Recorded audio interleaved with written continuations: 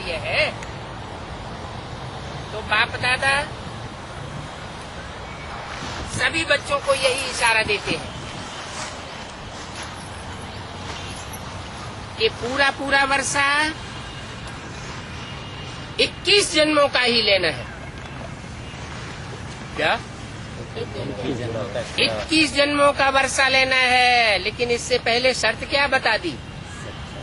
सदा 21 जन्मों का वर्षा किसको मिलेगा? सच्चाई तो ठीक, लेकिन सच्चाई के आधार पर एक और विशेष प्राप्ति होती है। श्रीमत से बात वो बताया, यहाँ जितना जितना इंद्रियों को कंट्रोल करते हैं, स्व के ऊपर अधिकार चलाते हैं, उतना वहाँ राजाई मिलती है। स्व के ऊपर अधिकार नहीं तो राजाई भी नहीं। यहाँ स्व की इंद्रियों के ऊपर, स्व के संस्कार संकल्प के ऊपर पूरा ही कंट्रोल है, तो पूरा ही किस जन्म की राजाई मिलती है। तो अभी स्वराज्य को चेक करो, सदा ही स्वराज्य अधिकारी बने हैं। अब का स्वराज्य अधिकारी बनना, जितना और जैसा बनेंगे उतना ही अधिकार प्राप्त होगा। तो चेक करो, जैसे गायन है एक राज्य, एक ही राज्य होगा, दो नहीं होंगे, और राजा भी एक ही होगा। तो वर्तमान स्वराज्य की स्थिति में सदा एक राज्य है, स्व स्थिति में एक राज्य रहता है। माने एक की मत पर चलने वाले हैं, मन मत पर तो नहीं चल पड़ते। श्रीमत के अनुसार ही चलन होता है।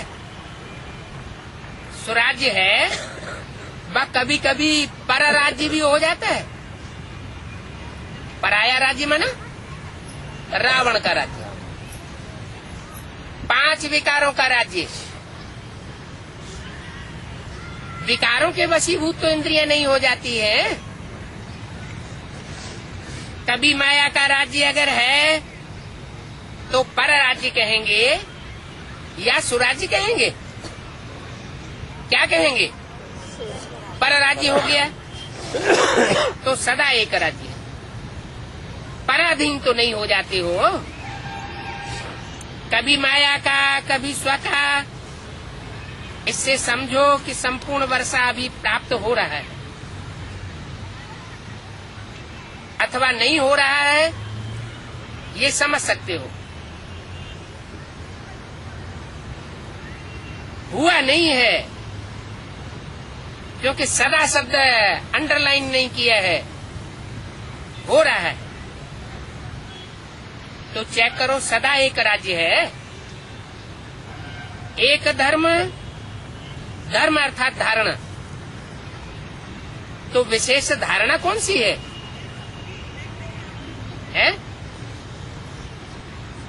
पवित्रता, पवित्रता की। एक बाप दूसरा न कोई, चाहे मन में, चाहे वचन में, चाहे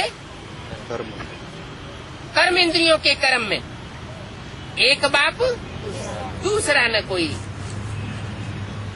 पवित्रता की विशेष धारणा है ना। तो एक धर्म अर्थात संकल्प स्वप्न में भी पवित्रता है, संकल्प में भी स्वप्न में भी अगर अपवित्रता की परछाई है तो स्वराज्य कहेंगे या परराज्य कहेंगे? एक धर्म है तो एक धर्म है, पक्की एक धारणा है, संपूर्ण पवित्रता है। तो चेक करो, क्यों चेक करो? समय फास्ट जा रहा है इसलिए चेक करो। तो समय फास्ट जा रहा है और स्वयं अगर स्लो है तो समय पर मंजिल पर नहीं पहुंच सकेंगे, इसलिए बार बार चेक करो। कि एक राज्य है, एक धर्म है, एक राजा है, एक मत है, लॉ और ऑर्डर है कि माया अपना ऑर्डर चलाई देती है और आप चल पड़ते हो। परमात्मा बच्चे श्रीमत के लॉ और ऑर्डर पर चलने वाले होंगे।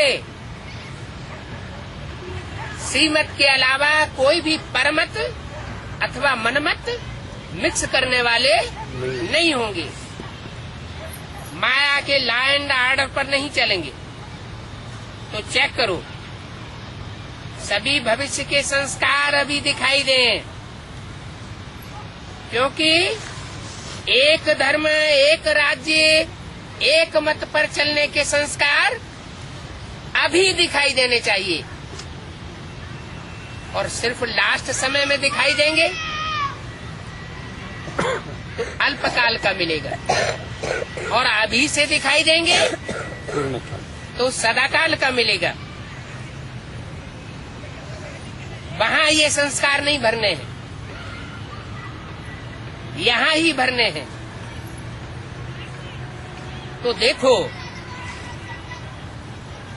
आत्मा के अंदर अनुभव होता है कि हम सुख में हैं। हेवनली गॉड फादर के बच्चे बने हैं, तो हेवनली गॉड फादर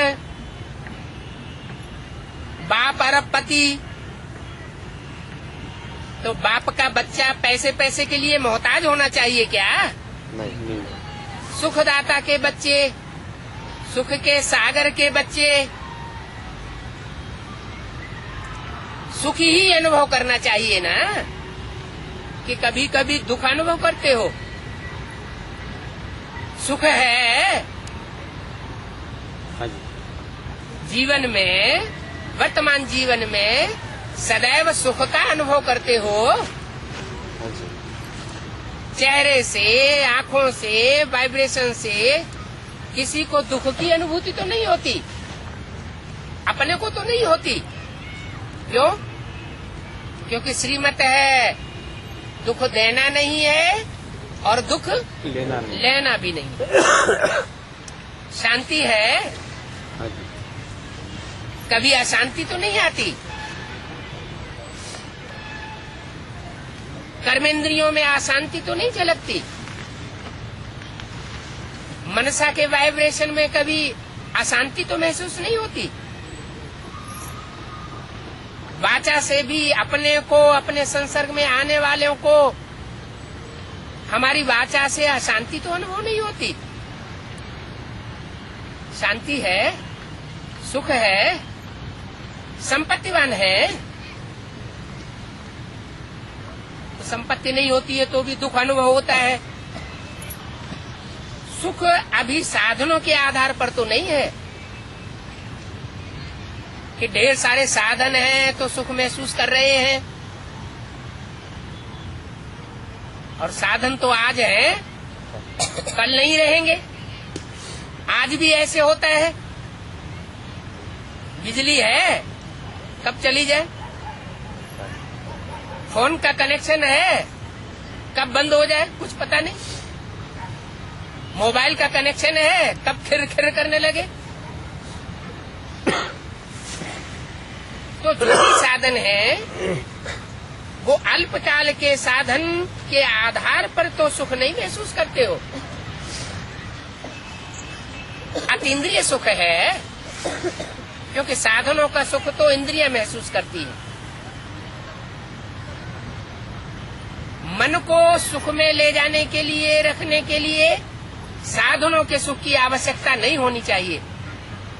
मन की ऐसी सेटिंग होनी चाहिए कि कैसी भी परिस्थिति हो, कैसा भी वायुमंडल हो, कैसे भी व्यक्तियों का संसर्ग संपर्क हो, संबंध हो, हमारी आत्मा सुख महसूस करे। तो साधन इंद्रियों का आधार है। अतीन्द्रिय सुख साधनों के आधार पर नहीं होता। अखंड शांति है, बीच बीच में शांति खंडित तो नहीं होती है। वर्तमान जीवन को चेक करो इन बातों के आधार पर, क्योंकि सतयुग के राज्य की महिमा क्या है? अखंड शांति, अटल शांति, सुख शांति संपन्न राज्य।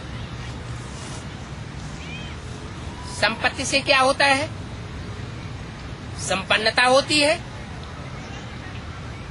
जहाँ संपत्ति होगी वहाँ दुख और शांति महसूस नहीं होगी। उसका भी आधार क्या है?